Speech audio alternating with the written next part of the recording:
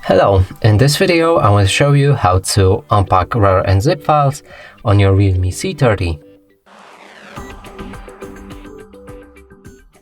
So in order to do this, you'll need to get the RAR app. We've shown you how to download it in our other video.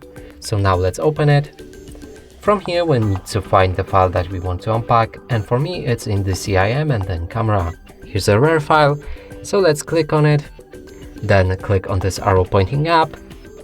You'll enter extraction options, change any of the options right here if you want, it's not necessary, and go for the browse if you want to unpack this file into a different folder.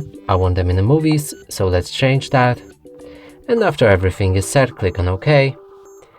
Here this RAR file is protected by a password, so let's give one, click OK. And now we've just extracted every file from this RAR file. Now let's navigate to the movies folder, and here they are. And that's it for this video. Hope you like it. Please consider subscribing to our channel, leave a like and a comment below.